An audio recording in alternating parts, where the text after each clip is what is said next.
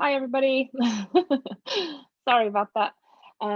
So it's me. Some of you may have met me at the store demos pre-COVID, where we were sort of meeting in person. But the nice thing about Zoom demos is that we can kind of get together without having to drive long distances. So most of us are probably wearing our pajama pants, which is nice on a Saturday morning, right? You don't have to get dressed up.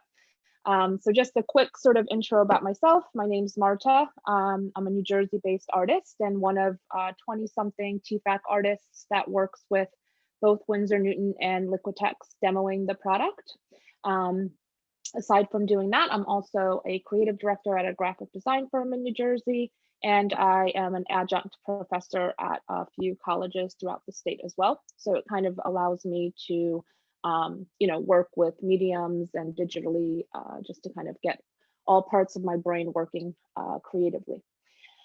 So today I'm excited because we're going to be looking at the new Liquitex product. I'm going to be switching cameras. So you'll kind of, I'm introducing myself here so you can see that you're speaking to a real person.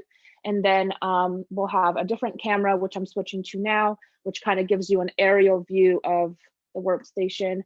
So you can get, a good view of what we're doing. So for the majority of the time, you'll be kind of hearing my voice and seeing my hands, if that's okay.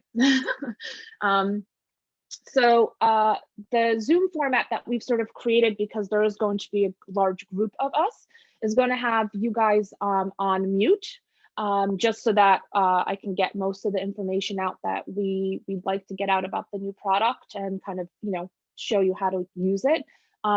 But you guys can do any kind of questions through chat.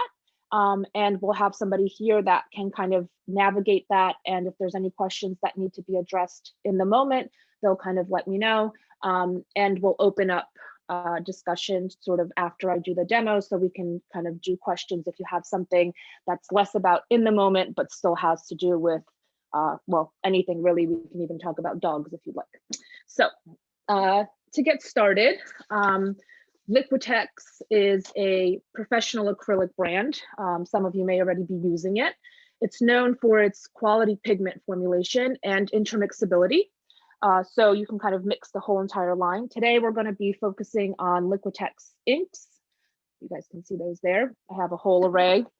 I brought my my small selection so you guys can see it there.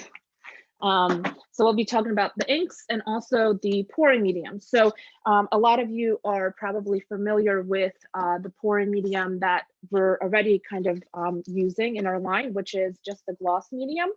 And then today we'll also be discussing the new matte medium and the iridescent. So they're all pouring mediums, but there are some key sort of differences in the way that they pour and the way they interact, and we'll kind of be talking about them. Now, the reason that I'm going to be using inks to mix with the pouring medium is because the viscosity, so the thickness of the ink, is really well suited for mixing with pouring medium because they're both fluid.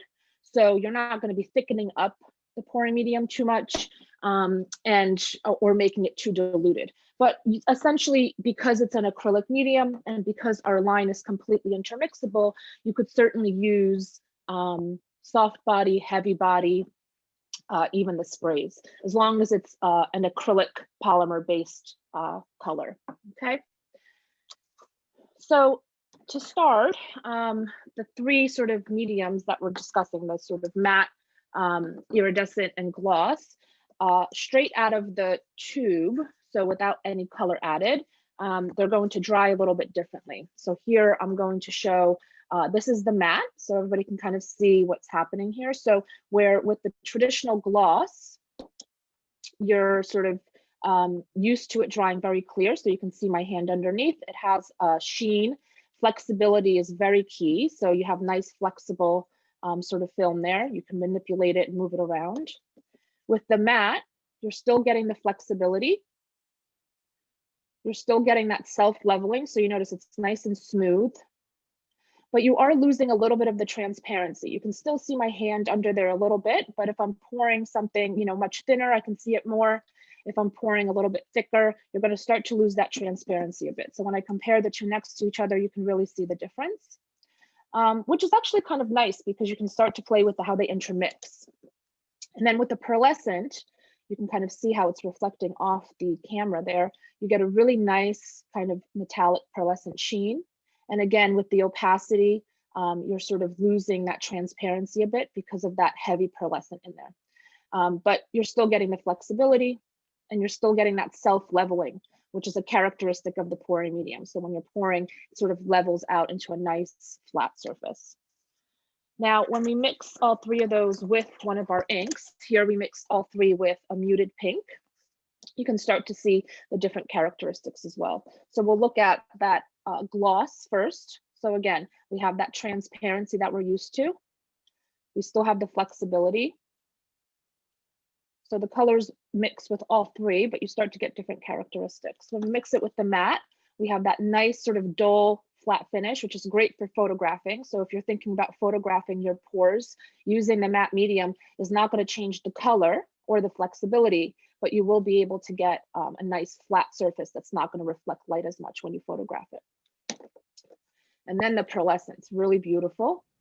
You get these nice sort of veins of color that pop through, so you can kind of see how it swirls. This is just one color with the medium itself.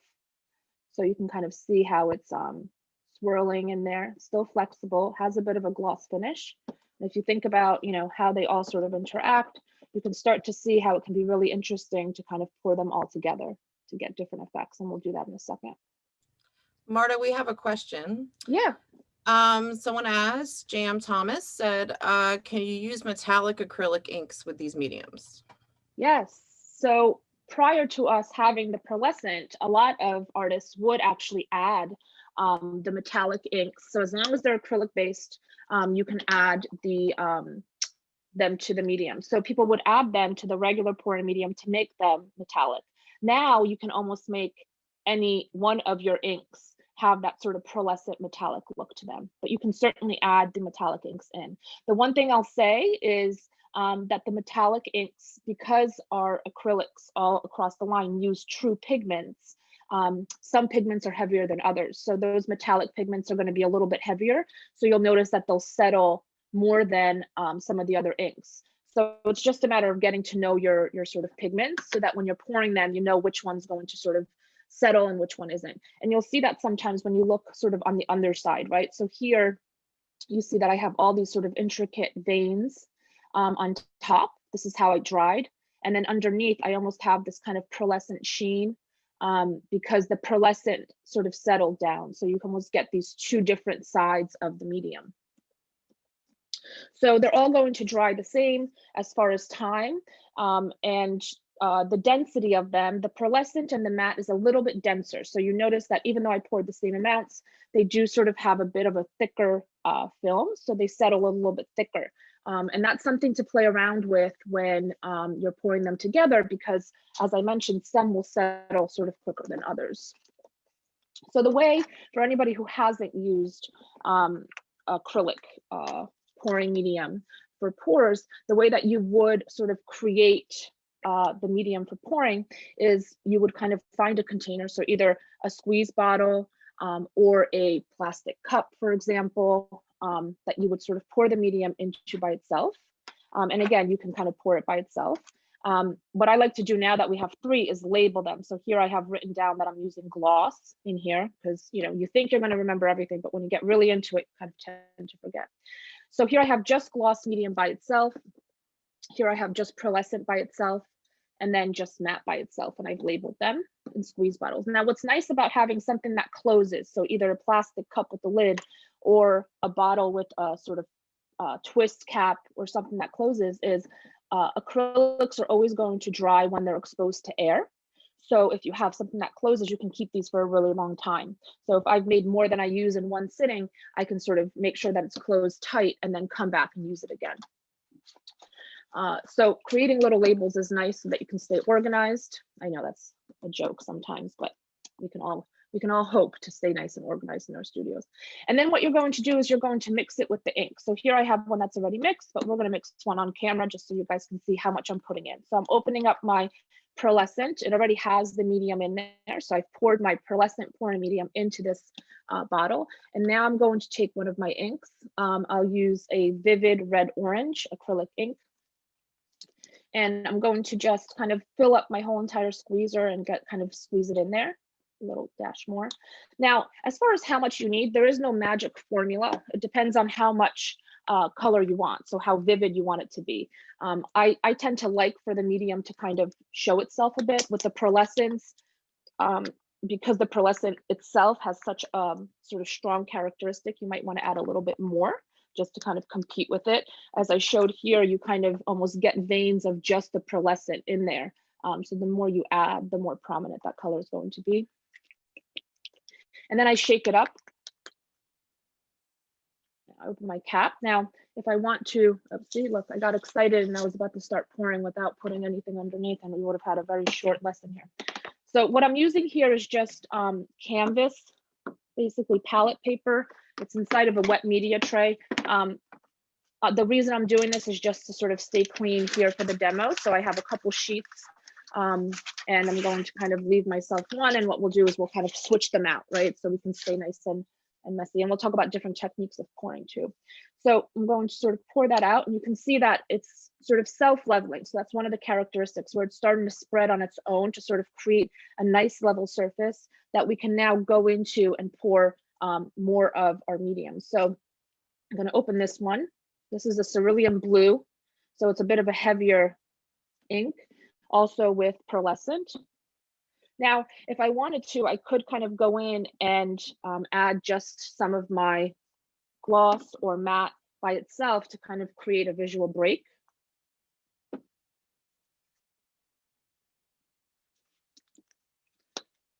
You can completely intermix these. So right now I'm kind of adding pearlescence, but what if I wanted to sort of go with a matte muted pink? So you can add mattes into the pearlescent. So here what I've done is kind of created these layers, and now there's different ways to kind of manipulate this. So one way is you can actually physically manipulate it by forking through it with a toothpick, or blowing on it or using a straw to kind of create almost this marbling look to it. I can physically manipulate it by kind of moving it around and having it kind of create its own thing. So you can start to see how those colors are moving. Now, the nice thing about pouring this onto the palette paper is that once it's dry, I can actually remove it and use it as a skin. So you sort of saw that in my examples, and I'll show you some other ones as well. Now, you want to make sure acrylic wants to stick to everything. So whereas with other types of paints, you almost have to find the right surface for it to bond to, with acrylic, you have a harder time of finding a surface that it won't bond to. So something that's very slick, has no tooth, almost feels waxy, is a really good surface to use. So you guys can kind of see how those pearlescents are interacting. You get a nice kind of shimmer when I'm moving it around. And the one thing that's really key about pouring medium, so why you can't just kind of, add water to your acrylics and kind of pour them, is that you maintain separation. So once I've mixed those pigments in with my pouring mediums, I've maintained color separation. So no matter how much I rake through this and manipulate it, those colors are never going to turn to mud. Okay, so you're always going to have those colors stay separate. Now, those veils can become very, very thin, where you get this optical illusion that they've created a secondary color, but it's never going to make mud. Okay, I can kind of show a dry example of that. So you can kind of see that no matter how tightly, so here's a dry example. So no matter how tightly I kind of make those veils, when you look at it up close, you can see that those colors are still maintaining their separation. Okay, and this one you can see where there's matte mixed in with a little bit of a gloss. So you can start to see, like when I move my when I move the canvas board around, you can kind of see where it's kind of flickering off the light and where it's staying nice and flat, so you can actually see the color. So let me pull some of those. I'm going to just move this aside so I don't put my elbow in it. It's still too early in the demo to do that. And I'm just going to pull over some of those skins that I've made so we can kind of look at them dry. Okay. So here I just have that same sort of paper that I was just using, and I'm just peeling them off. So these have been poured previously, and now they're sort of dry. So you can see that you get different characteristics on the two sides. Here I have a sort of mix of pearlescent and gloss and matte. So you can see how some of them are sort of settling down. Some of them are still sitting on the surface. Depending on how thick you kind of make something, you know, is whether or not it's going to stay transparent. So look at the back of this one where it stays nice and sort of flat. And then up on top, you have all those sort of gloss and pearlescence that are sitting there. And in certain areas, you can see my fingers underneath. And in thicker areas, you can. So depending on how thick you're pouring that matte and that pearlescent and that gloss is how transparent it's going to be. So it's not that the pearlescent is going to be fully opaque. It's just going to be less transparent than the gloss because of the sort of additives that they're adding in order to make it pearlescent. So the nice thing about kind of making these skins is that you don't have to kind of commit to a certain design. And as you know, if you've done pours, oftentimes what you want the pouring medium to do is not what the pouring medium wants to do, and you are not in control. So the nice thing about making skins is that you can actually collage them back in if you wanted to. So if you have, you know, a sort of blank canvas, for example, you could kind of collage on top. So if I wanted to, I could put this now onto my surface. You know, you can think about sort of first coating your canvases. So, you know, either a matte surface or a gloss surface. So depending on how you want to play with that. So here I have a matte deep turquoise and then a gloss peach. So these are both coated with acrylic, just depending on which finish I want. And then thinking about adding that pour back on top. So, you know, how it looks on one versus the other. If I poured this on directly, chances are it wouldn't end up looking like this. Do we have a question from somebody? We do have a question. Okay.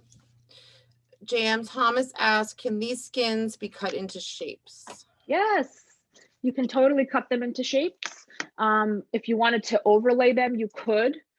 So you can use scissors, you can use a knife, you can paint on top of them. If you thought that you, let's say this one, you loved the way that it looked on top of this deep turquoise, we glued it down, and I can show you how to do that now. And then you decided that you also want to sort of doodle on top of it. So you could totally come in with, I'm using, I happen to be using one of our Winsor Newton sort of fine tip pens, but you can use anything you want, but kind of drawing back on top or even painting.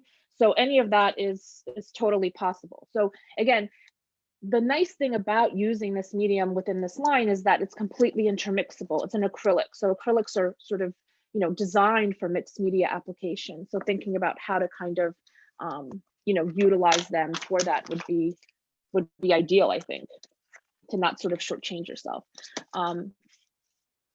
So here's another sort of, I'm trying to figure out where the camera's best here to show you guys, because I have you, just, there we go.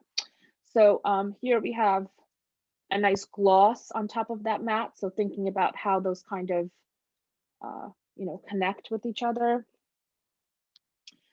And how different it looks than on, for example, a peach, right? With the gloss. So gloss on gloss versus gloss on matte.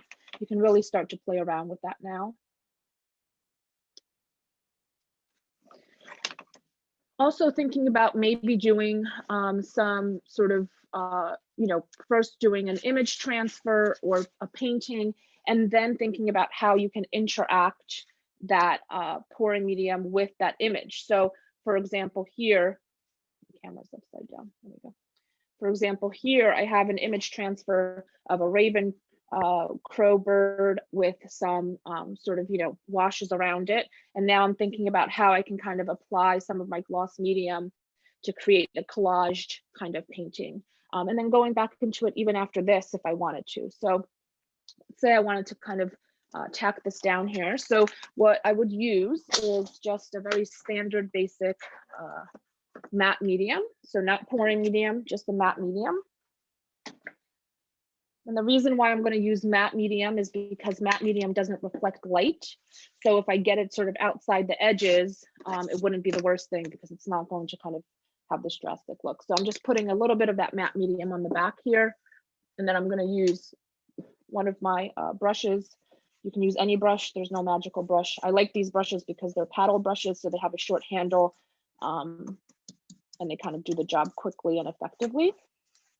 So you notice I'm doing a very thin layer, making sure I get it all around. Precision is not my middle name, as you can tell. I've also matte mediumed my working station here, but that's okay. And now I'm just going to apply it down with some pressure. Don't worry about it kind of coming over the edge, because what we can do is, just like somebody asked, can you cut it into shapes? We can also cut it around the edge so that it doesn't kind of overflow, or maybe you like that it kind of hangs off and becomes a shape outside of itself, you know? So again, it's all about personal aesthetic and what you're looking. But if I turn it around, I can take my knife, which I conveniently put somewhere close. There we go. So this is just a little sort of blade, but you can use scissors or a knife. And I'm just going to cut around the edge carefully to not slice my finger off on camera. It's not that type of show. Oh, there we go. Marta, we have a couple of questions. Yes. Why did I Okay. not cut my finger off on camera? No. Because you're that good. Yeah. If it was me, it would definitely be a horror show. It's early yet. It's early yet. What's going on? What question? So it's interesting because you answered the second part of this question, which is how do you attach, I think, the skins to another surface, and you address that with the matte medium, which is perfect. The other part of the question is, can you use these to make long drips by tipping the surface? Yes. Yep. So you can, and we'll look at kind of different ways to manipulate it on the surface and how to best control it right now. But yes, you certainly can. So you saw that I was kind of very cautiously moving my my sort of surface around when I had it in my tray, because I didn't have a lip, right? And I was kind of trying to keep some sense of normalcy and cleanliness here still at the beginning, so you guys wouldn't kind of run for the hills. But there are different ways to sort of pour. So you could potentially use something like this one's in deep sort of canvas with a deep edge and kind of pour over. So you do get these, I mean, somebody was asking more about the drips off the edge up top, I think, just to kind of do, you know, a bit of a pour, but you can see that you can totally do that here. So I've kind of created this drip effect around the edges. And the way that I'm doing this without sacrificing my studio floor is that I create a sort of, you'll see now my messy thing. So in whatever kind of pan, I create almost a dish that's bigger than my canvas, and I place my canvas sort of dead center. And I'll have another one here. So this is a dry one. You can kind of see the effect that you get. The nice thing about this is you can pour as much as you want, because it's kind of, you know, going around the edges. So you don't have to worry so much about it, you know, you over pouring. This does kind of use a lot of material as far as the pouring medium, but you can also then pour out of this lip and get really cool kind of residual pours. Sometimes you get unexpected results that are really cool. So if you're going to be using this method, what you want to do is kind of settle it in. I place it on a sort of, this has been used a lot, so it's a bit dirty, but it's just a bit of a sort of raised surface so that it's not sitting in that pool. So it's actually, you know, if you look, it kind of has a bit of a raised element there. And then I start to pour around, and we'll do that in just one second. The other thing I want to show you is the other option is to either purchase a wet media board or create one of your own. So here I've created my own, where I almost make a lip.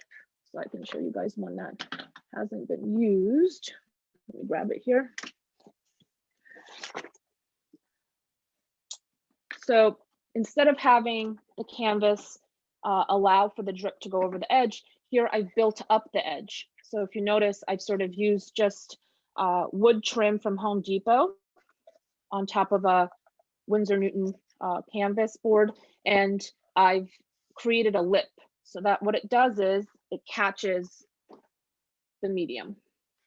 So when I pour, it contains it. So here you're wasting less material because it's not dripping around. One of the nice thing about this too is once you pour in your colors, you can start to manipulate them with that toothpick or by moving it around and maintain some sense of kind of movement. Like you can kind of control it, whereas here, you know, gravity controls it more. And we'll kind of look at those two ways of pouring right now. And then the other thing that you can do is in that larger pan. So here I have a pour that I did in pearlescence on Yupo paper. So this is that sort of new age plasticky watercolor paper. And the nice thing about this is then you have the flexibility. So, you know, you can imagine doing lamp shades if you wanted to kind of stitch this now. You have a bit of transparency in that as well. But, you know, it doesn't kind of move on to the backside. And this I did an over pour. So basically I kind of held it over a larger dish and kind of moved it around and let it over pour and then let it dry on a surface. Similar to this little tiny Yupo one. So you have, you know, the nice thing about the Yupo surface is that it's so slick that oftentimes you'll almost get cells when you're not even using any kind of additional mediums, which I don't use anything like that, but you can start to see some cells kind of forming here. It's interesting you mentioned that, Marta, because someone asked, what about additives like silicone? Should they be avoided? Yes. So I would say, you know, a lot of people are sort of being inventive, and I never want to discourage sort of experimentation. You know, I'll be the first one to sort of experiment with things that are sort of outside of what's written on a bottle. But what you have to be careful of is when you're adding additives that aren't formulated by the professional art industry, they're not rated for longevity. So our pouring medium, our acrylics, and really any professional, you know, acrylic, watercolor, oil line is rated for longevity. Artwork's meant to last. It's meant to be UV resistant. It's meant to have pigments used that are going to resist fading. None of that is true for other industries. So when you're going to Home Depot or to CVS to get hair oil or to Home Depot to get lubricants, they create cool effects, but what you're sort of sacrificing is the integrity of the pour. So you create something really beautiful, potentially want to put it up on your wall or sell it or gift it, and you have the stress of how long is it going to last before it falls apart. So I always encourage trying to find ways to create those interesting effects while using professional materials. So the nice thing about these materials and the new sort of, you know, iridescent matte and gloss is that because they have different weights to them, you can actually play a little bit with thinning one down with a little bit more acrylic or a little bit addition of a little bit of water. And by making it thinner, so less thick than the other, you can actually play with how they slide over each other. And essentially that's what I was starting to sort of create here on that Yupo because it's so slick. There's no additive here and I started to get cells. Now I wasn't looking to get them, but you can see that the reason I'm getting them is because the thinner sort of medium that I've created is sitting on top and sort of separating over the thicker. So although I encourage experimentation, I would say that you're doing it at the detriment of the integrity of your artwork. And don't add heat. If something's not meant to be heated, it's because it's not meant to be heated. You know, so I know that oftentimes people are sort of adding heat and torching things to speed up the process. And I know it looks really cool, but remember your lungs are breathing all that in. So, you know, just something to think about. So, you know, so the surfaces that you use and the way that you use them can sometimes create that sort of surprise element, like a cell or you know, like a sort of flexibility that you wouldn't be expecting, and you can still maintain that integrity. So that's what I would advise. And here I have one. So here's another thing that you can kind of consider before we start this pour. So here I did a pour with similar sort of color palettes. One is done on just canvas board. And here you can see that what I was doing is sort of manipulating the colors and the way that they interacted to create almost like an abstract landscape like. So, you know, presumably kind of, you know, some kind of valley with a waterway or greenery, and then leading up to this kind of, you know, sun. Now this is done on matte board. So you can see that I'm kind of getting that flatness there. This one was done on just an acrylic. So this is just a sheet of transparent acrylic. So here's, you can kind of see what I'm holding. This is exactly what I poured on, just a smaller section. And you can see how it behaves very differently. You can see my hands underneath. So there's a bit of an element of transparency.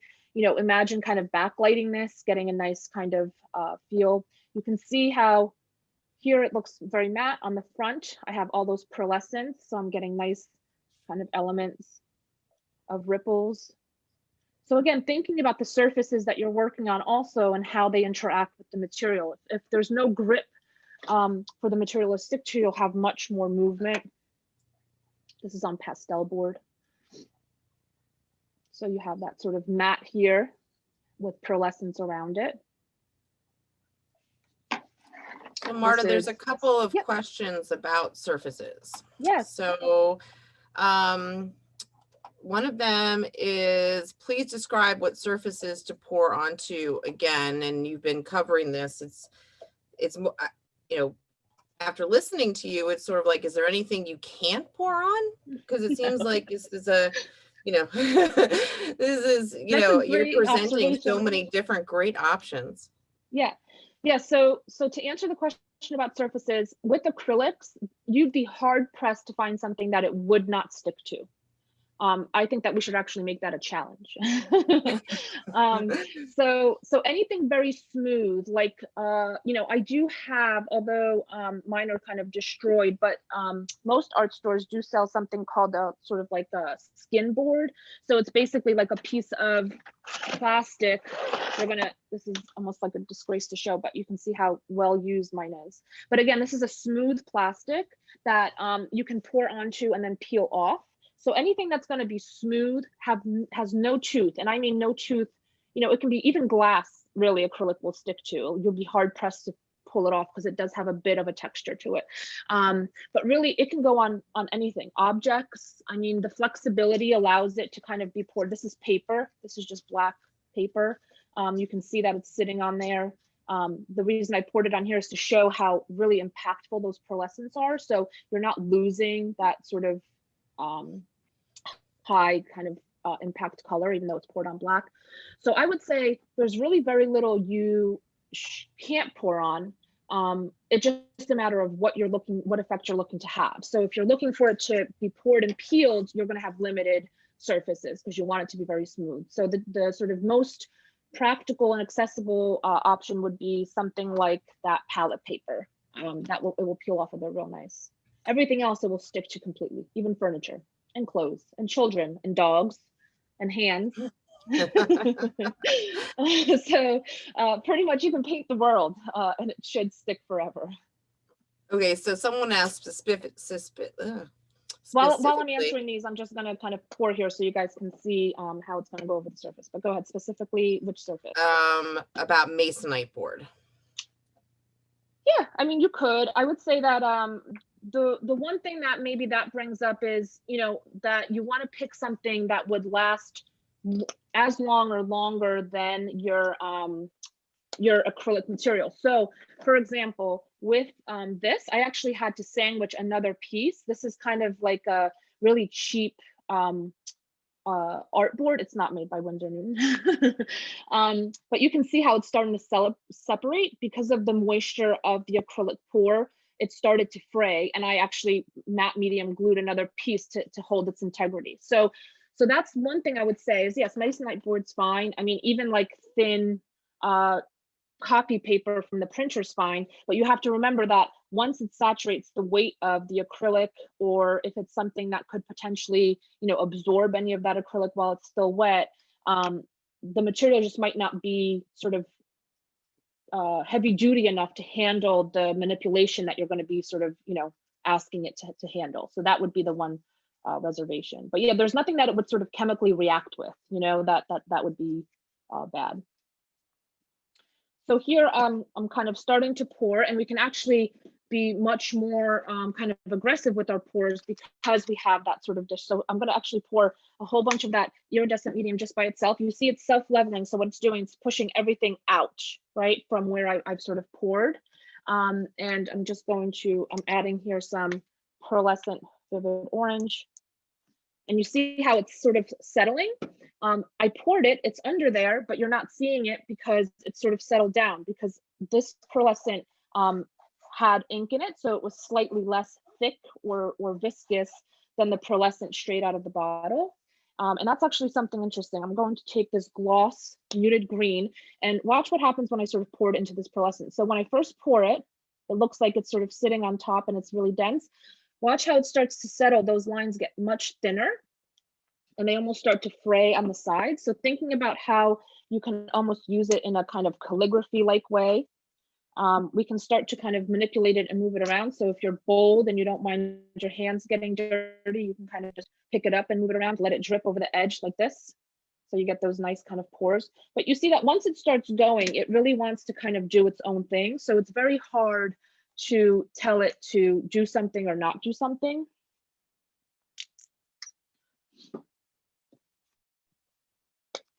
Now, if you wanted to kind of pour all these in a cup first and then kind of pour them out, you can certainly do that. Again, that color separation maintains, right? So sometimes you'll see those cup pours where they kind of layer them in a cup and then pour them out. So I can still manipulate it on top, but you see that it wants to kind of settle out. And if I sort of leave this and put it to the side, more than likely what you see here is going to shift a lot because it's kind of, you know, coming down off the edge. Okay, whereas if I move this over and work with my lipped surface, I have a little bit more control because everything I pour in is going to be kind of contained. So I can start to kind of maybe create these layers of gloss, matte gloss, or, you know, think about how I'm kind of pairing the colors.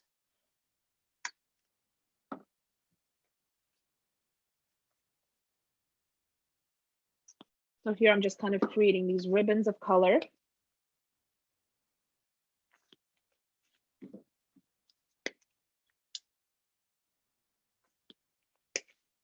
And then if I wanted to, I can kind of, you know, move it as long as I'm staying within that lip.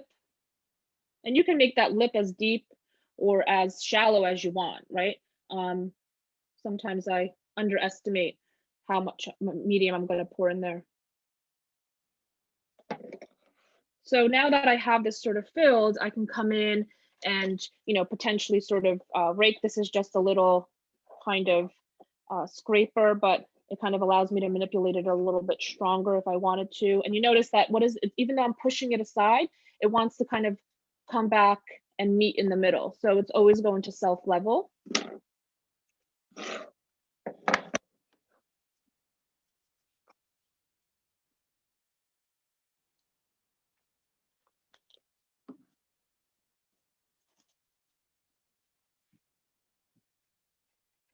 And then leaving this on a level surface to sort of dry. And then depending on, you know, how much you manipulate it, here I have that one that's sort of semi-dry. But you see that I kind of over poured and allowed things to kind of move around to create this kind of crashing effect here. You have the pearlescence meeting the gloss in different areas.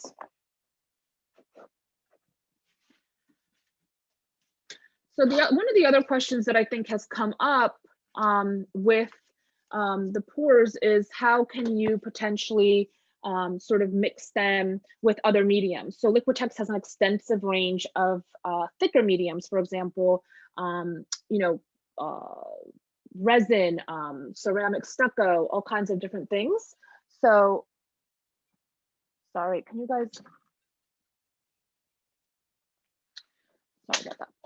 So here's one example. So you wouldn't want to intermix them, but you could potentially create a surface with, let's say, that resin sand here that I've mixed with carbon black, and I've let it dry. I sort of left an area in the center that was carved out, and then I poured medium in there. So you can sort of see where I have this kind of rough texture around the sides, and then this kind of carved out path for the pouring medium. So, you know, you can kind of get cool effects like that by creating you know, dry surfaces that you can then pour onto, or adding that medium around the pour. So that's an option. You can also think about collaging onto, I have like drawers and drawers full of just scraps that I kind of played around with. So here's something that I played around with Winsor Newton watercolors, but kind of thinking about how to add one of those skins on top of this now to kind of start to build up, you know, some sort of painting. So oftentimes people get really excited about the pouring medium, but then they, you know, the sort of random kind of pour is just short-lived, you know, where you can't kind of create enough interesting pours. So how do you make it something that is, you know, something that would appeal to you and your particular style? So thinking about, you know, perhaps something mixed media like this. This was just me from a demo kind of playing around with different textures, or something like this, and then adding those sort of dry skins on top. So, you know, again, collaging in potentially something that's within the same color palette, and thinking about how that would sort of exist on there. So Marta, someone has a question about this. Yeah. To add this over a paper collage, would you first coat the paper with a medium to seal it? So that would depend. I tend to, because I do work a lot with mixed media, I tend to use very sort of durable papers. So something like a printmaking paper, a watercolor paper, they're meant to handle a lot, right? Because both are meant to be fully saturated. In printmaking, you usually pre-soak paper before you print. In watercolor, it's meant to handle a lot of layers of fluid medium. But if you work on something more delicate, like a drawing paper, yes, I would recommend first coating it with just a coat of matte medium, just to give it a little bit of durability. Not because you wouldn't be able to collage up, but it would just be horrible if all of a sudden your paper, again, because of its own kind of structural integrity, wasn't able to handle what you're applying to it. But as far as like a printmaking paper, or like a rag, cotton rag paper, I think would be able to handle everything that you're doing. And also depends if you're pouring or if you're collaging dry. So if I'm collaging dry, I'm less worried about it. If I'm pouring, you know, you might want to worry about it sort of oversaturating a little bit. So I think that we've kind of come to a time where we can start to take questions, or if there's something that I kind of missed in covering, just because I get excited about it. You know, I might have not kind of talked about something that you were particularly looking to talk about. But does anybody want to kind of, does anybody have any questions that we haven't addressed, or less sort of specific to what I'm doing here in front of you, and more specific to how it sort of interacts mixed media wise? Or So there is one question that came in a little earlier. You say that you can paint on the skins. What paint can you use? I'm thinking only acrylic, right? Yeah, I would say acrylic, yes. You wouldn't be able to use watercolor or oil, because both of those need to grip. They need something to bond to, and acrylic does not create a sufficient surface. I mean, with oils, I would say you could potentially, because, you know, I mean, people do sometimes prime oil canvases with an acrylic sort of base. But you have to worry about the flexibility, right? So the pouring medium is flexible. If you're doing it on a surface that like is a skin where it's flexible, the oils will crack. But something maybe like a flexible enamel paint you could possibly use. But I would say for you know, 100% certainty that you're not going to fall into issues of structural integrity, crazing, or cracking, I would stick to acrylic.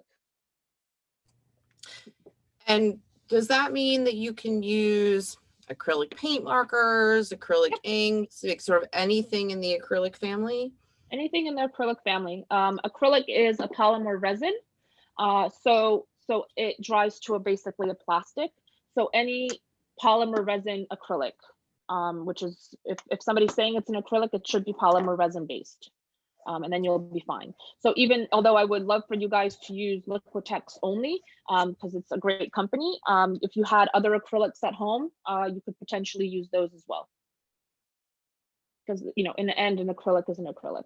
So here you see we get nice little veils when I'm kind of manipulating that, moving it around. That's beautiful. All right, so the next question is, can you tint with any other media like watercolor? So, I mean, so I will say that I have done projects with younger kids when I've run like little lessons where I have them kind of drip watercolor pigment into pouring medium and then let it dry and then find doodles in it as an exercise. But I'm not expecting them to have longevity from that. So the problem with mixing, so the same way, for example, the same way you get cells is that you're mixing two, like oil and water basically, or silicone and acrylic. The reason you're getting cells is because they separate, they don't want to mix. So that's one concern. If you start to add something like an oil-based ink that exists, or oil-based paints into this acrylic, they won't mix in the way that you want them to. So you'll get weird, funky results, not smooth sort of colors. If you add watercolor, watercolor does not have a polymer resin base. It uses gum arabic, so it's two different binders. So that it's a type of resin. Again, you're mixing two separate things. So even though the initial results might be interesting, in the end, you're not mixing two compounds that are meant to be sort of exist together. So you're experimenting sort of, at your own risk, I would say.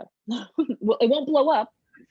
So, I mean, I always hate to sort of hinder experimentation. So you're not creating anything combustible, but you might not exactly get something that is going to hold. Okay, great. The next question is, I got so excited about pouring that I bought tons of canvases. Can I cover them with medium to still use them? Your demo indicates they're not a good surface for pouring. No, canvases? You can totally use canvas. I'm using canvas right now. So what I'm using here is canvas. What I created in this when I created this sort of lipped reg, what's inside, what I've sort of surrounded with this lip is canvas. So I would say canvas is actually one of the best surfaces that you can use.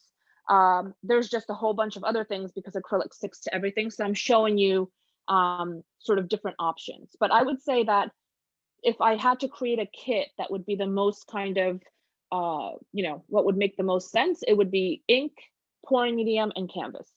Canvas is meant for paint. So you're going to have a little bit of that tooth that allows for it to sort of, grip, but still pour over like here.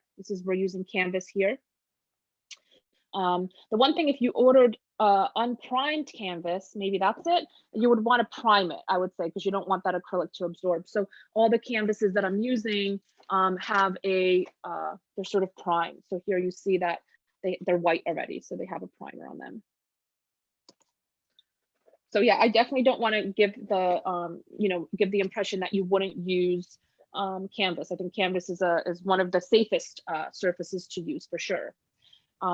Here, this is not pouring medium, just don't get, this is actually marbled paper that I made with the inks. And I just wanted to show that you can kind of play around with the idea of, kind of collaging one marble on top of another marble and getting kind of interesting results as well. So if I go back to my sort of skins, thinking about how those sort of interact, the gloss on top of the matte. So even this, like if I wanted to right now, it's paper with acrylic. If I wanted to mount this onto something, I'd probably mount it onto canvas board to give it rigidity. So in the end, you kind of always go back to canvas. Great. So on the subject of surfaces, and then we have another question there. Someone asked, what about UArt pastel paper? Yeah, I actually have a pour on pastel board, so I'm not particularly familiar with that specific pastel paper. I mean, the only reason I would say that maybe is the rigidity of it. I imagine that it's similar to this paper. It has a bit of bow. So if you wanted to, it has a bit of a tooth pastel paper usually to catch the sort of chalkiness of pastel. So I imagine that it would have actually a nice tooth to kind of grip the pour a little bit. I would just suggest maybe mounting it onto some kind of board to give it rigidity so you can manipulate it without getting sag. That's all. But yeah, it will stick. Okay, so the next question is, what is the average drying time? That's a great question. So it will depend on the sort of temperature in the room. The drier the room, the quicker it will dry. The acrylics dry from the sort of outside in. So you'll notice, I'm going to see if I have one here. I mean, even this one, I kind of did this one last night. There's, see that's still tacky here because it's really dense. With the lip, I have a large sort of dense area there. But this Yepo, I also did last night. And because it's just a thin veil, it's completely dry. So I think that some thin sort of veils, like these little samples that I did of just to show you how it's poured with one single color for comparison, these dried within, I want to say, an hour or two. If I made them even thinner, it'd probably be, you know, maybe 45 minutes to an hour. If you're peeling them, I would say give it a little bit more time because they'll be a little gooky underneath because they're not getting the air underneath. And you don't want them to tear. They will tear if they're still a little bit gooey. Like this one, I kind of pulled in the sticker area a little bit too soon and you can see that it tore. Okay, so that's the one misleading, is that sometimes you'll think it's dry because you touch it, but if you stick your finger in it, it sort of gushes out. Oftentimes it's almost better to give it a bit more time than not. If you think it's dry, give it a little bit more time. And then from my personal experience, I recommend that if you have pets and you're leaving stuff out to dry, that you put it in a place where they can interact. I have several pours myself with big paw prints in them. So yes, that is very true. And let me guess, they stick, right? So like, are you able to get those acrylic paw prints up now? Oh yes. Well, you know, there is a thank goodness acrylic is non-toxic, because yes, exactly. you know, you can only get so much out of those little pads. Yes, exactly. Yeah. So permanently painted. Okay. It's not an advertisement for painting your dog with acrylics. No, not at all. Do you recommend varnishing when dry? You don't have to. So, I mean, you know, acrylic companies, including Liquitex, do have varnishes.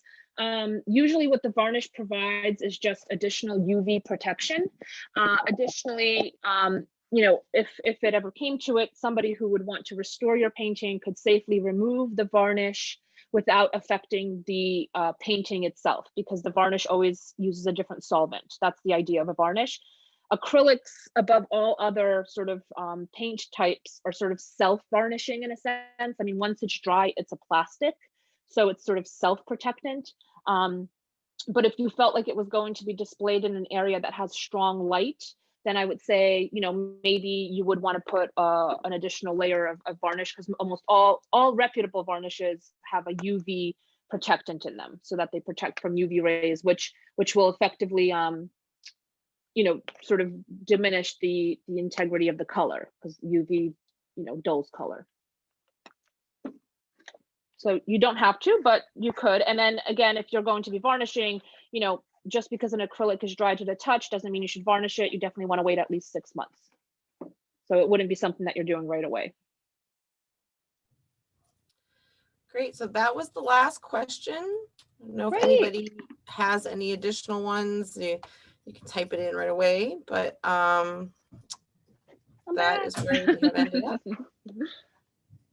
All right, well, thanks so much, guys, for kind of coming and looking, and hopefully you got, you know, either inspired or excited about the new stuff. I really love them. The one danger of having this is that, you know, you can kind of keep pouring until you reach this lip, which is about an inch deep. So we'll be here till tomorrow. Never quite done. One great another question, and then some comments. Can you pour on top of modeling paste that is dry and highly textured? Yes. Yep, you can. So I mean, here I did the sort of resin sand because that's what I happen to have. But so there's two ways that you could potentially do that. Let me go back to this camera so I can kind of show it. So this that I did here, this is a heavy texture. I mean, it's basically sandpaper. If I wanted to, I could exfoliate my face with it. That's not a pleasant thought. So I carved out this path, but if I wanted to, when it's dry, I can pour on top and kind of just let it settle into certain valleys. So modeling paste, if you did do it on a flexible surface, I would advise you to use the flexible modeling paste. What that allows is for it to kind of bend a bit without cracking. Our traditional modeling paste and light modeling paste will crack if you try to bend them, because they're meant to be carvable and sandable. But totally, I mean, you can kind of do, if you wanted to create a 3-dimensional object out of the modeling paste and then pour over it, you could do that. Like a tower of shapes, and then pour over the sort of shapes. It's completely intermixable, and you can kind of really play around with creating what you want. Yeah. The only thing you don't want to do is kind of wet into wet, because at that point, I mean, you could, nothing bad would happen, but essentially, if what makes the pouring medium unique is that it allows for that sort of self-leveling color separation, and the fluidness of it allows it to kind of pour and create these interesting shapes. If you mix it with something too dense, like a modeling paste, it kind of loses those qualities. So although it still stays an acrylic, what you create, the mass of sort of medium that you create is still workable. You're going to lose the qualities of pouring medium, which make it pouring medium. So I would say if you're using modeling paste, make sure it's dry, and then incorporate the pouring medium, or vice versa. Okay, and then there's a general question about whether or not this will be offered again. And I just wanted to mention that we are working on a series of Zoom demonstrations and interactive events, and we will be emailing those out. So just make sure that you check our emails when they come through, and so that you're up to date on the future schedule for those. And I just want to thank you all from Plaza for joining us for our first one. I think it was great. Marta, it was amazing. Thank you so much. Thanks. And I think you said this one was going to be available on YouTube too, right? So after, if anybody wanted to watch it back, like if you forgot something, or if you were just too enamored by the shiny colors to remember what I said, which is totally fine. That's totally what I would do too. You can go back to the YouTube channel and kind of view it. Absolutely. We'll be adding this to our Plaza Art YouTube channel. So we'll have that. And then perhaps it'll be posted in a link to it in our blog on the website, when we get to that point. So, but you can always search Plaza Art's YouTube channel. So thank you for mentioning that. Excellent point. Yeah, no worries. And then just a brief note, if you guys do want to, aside from following Plaza, because they always have really cool, interesting stuff, but if you want to follow us, the TFAC program, so we often post sort of short little demos on how to work with different materials that we work with. You guys can follow us on Instagram at TFACNA. So that's TFACNA, and A stands for North America. Great. Thank you so much, Marta. Thank you everyone for joining us. A lot of fun. Bye.